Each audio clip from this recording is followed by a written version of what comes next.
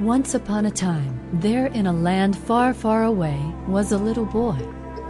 No doubt, you've heard this classic start to many a tale with this famous opening line. Afterwards, the writer would give the body of the story with exacting detail, describing the life of an imaginary hero. Well, I'd like to begin this true-to-life story of a hero among us with the same starting phrase. Only thing, this time, my story is true. Once upon a time, in a quiet neighborhood in Detroit, Michigan, a male child was born to a young unwed mother of 16 and an even younger father of 14. His entrance into the world should have been the beginning of a life destined for failure. A birth like this was not so uncommon an occurrence in the hood. These kinds of happenings were the norm for the inner-city community in which his parents lived. What should have been a hopeless beginning for him was indeed the impetus for developing the character and fortitude that drove him to overcome his humble beginnings. His mediocre arrival caused little stir in the bleak environment in which his birth occurred. No one knew that it would only be the humble beginnings of an incredible story of endurance, fortitude, and, well, let me introduce to you Baron J. Littleton Jr., and you decide. He was born in Detroit, Michigan, to two very young, very proud parents. Though his parents never married, he always knew that he was loved by both. He was brought up by his mother in his grandparents' home. They nurtured, loved, and protected him in a supportive household. My mom was always there for me, he's quick to explain. Loved and protected so much so that it wasn't until he became an adult that he understood that he'd grown up poor. The fact that his parents were so young forced his mother to go on welfare. His mom was an incredible example of facing the struggles of life with determination, faith, and hope. These attributes, he says, I learned by observing her.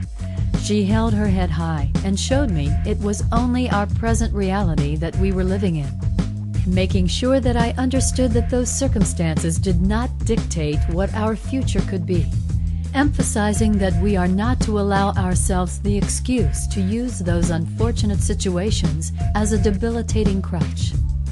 His mother, Robin Elaine Colston, was an incredible role model for her only son. While raising Baron J., she demonstrated an insatiable desire to move beyond her humble station in life. After his birth, Robin Colston went on to finish high school, and later, during Baron J.'s sophomore year in high school, she enrolled in college. There, she successfully obtained her degree in education, while maintaining and creating the loving, supporting environment that only a doting mother could provide.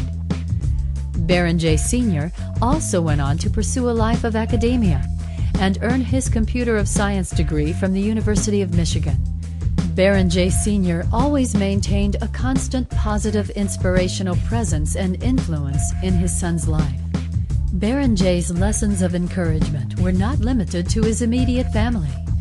Baron remembers that it was 4th grade at Monier Elementary School in Detroit that he first became inspired about African American inventors. It was there that he learned that African American inventors were responsible for creating incredible inventions that changed the development of America's way of life as we know it to be today. I was fascinated, Baron J. recalls. This knowledge provided for him the inquisitive spark that ignited an ember that smoldered in his soul for years. Baron J.'s quest to learn more about these incredible inventors did not wane over the coming years. He would not forget these incredible inventive people who'd been forgotten by time. Baron J. was indeed encouraged to be all he could be from his parents, teachers, and ancestors. The sheer magnitude of what these inventors were successful in accomplishing and the insurmountable odds they must have faced only piqued his desire to follow their example. Their efforts inspired him to achieve even higher heights while in elementary school. With a new purpose, Baron J. became involved in civic and athletic programs. He became the captain of the Safety Patrol Squad and captain of the track and field team, never allowing himself to become complacent with his then current accomplishments. He began to develop his entrepreneurial spirit. This drive manifested itself in middle school with all things candy machines. He saw an opportunity and he embraced it with fervor. I recall selling treats to students for a nickel less than the vending machines, he says. A knowing grin washes Berenjay's face as he recalls the successful enterprise.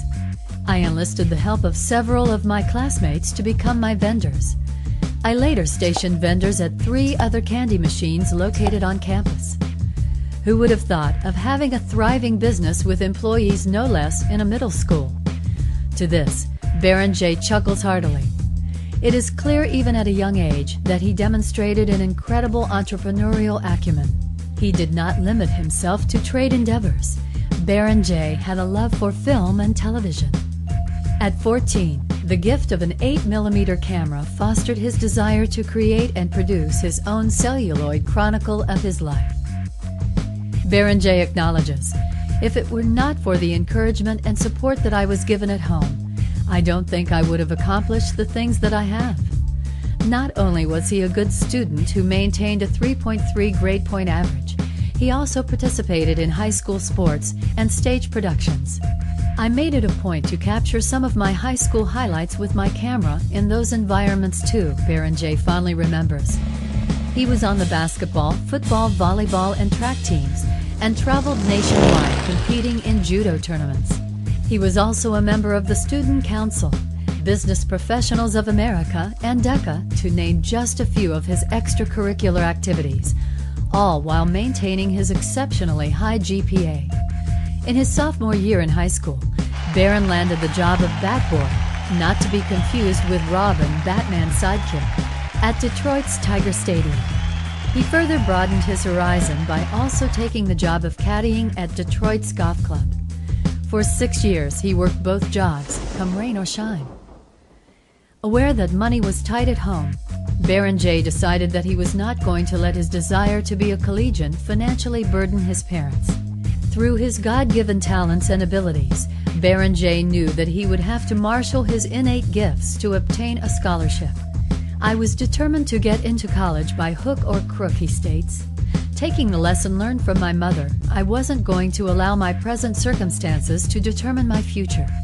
At the request of his father, Berenjay's first step in this 1,000-mile journey to successfully get his degree was to enlist in the Naval Junior Reserve Officer Training Corps. Along with his father's input and his experience with the NJROTC program, both were instrumental factors in developing this goal-oriented individual into the man he is today. In his senior year in high school, Berenjay was introduced to mutual funds, stocks, and bonds by his finance teacher, Mr. Burton. Following his teachings, he learned the importance of saving money and investing it. Mr. Burton would say, "Make sure you always pay yourself first." As Berenjay matured, he began to develop his personal relationship with God. Believing in God had a profound effect upon Berenjay's views on life and his belief in himself. Through his faith, he grew spiritually. He learned that he must pay God first and himself second. Berenjay's hard work and his steadfast belief in God would finally manifest in the guise of 2 scholarships. "My goal was to get a fully covered scholarship," he exclaims. "It was never in my wildest dreams that I would have to choose between 2 offers. I was amazed then, and I still am." He chose to accept the Western Golf Association's Chick Evans Scholarship, which made it possible for him to attend Michigan State University. Maintaining good grades and excelling in sports made it possible for him to secure a walk-on position with the MSU Spartans football team. Unfortunately, Berenjay laments, "A football-related injury forced me to be sidelined." Not being swayed by the finality of his forced retirement, Berenjay found his voice again as one of the DJs at WGHH Power 96.5 FM radio station. There, he directed and produced College Code of Life, a weekly television show about college life that went from the classroom to the field to being at home with your family. He'd found his niche, communicating with others. With this new venue, his newfound goal was to foster encouragement for others, to inspire them to discover their dreams, to strive and reach for it, all the while keeping an abiding faith in God. Baron J's watershed moment in his life was indeed his fourth-grade experience. It was a pivotal moment for me, he says, discovering African-American inventors and how their inventions profoundly affected the lives of the world forever, and it changed how I looked at my people and myself. I had to share this knowledge with others. An idea was born. I decided to track down the historical facts about these inventors. Knowledge not commonly found in American history books used in our school system. My aim, he continues, is to tell their stories so that all African Americans will know and appreciate our people's contributions to society, so that our children may know how brilliant and inventive our ancestors were, and how they made life better for the world at large by their efforts.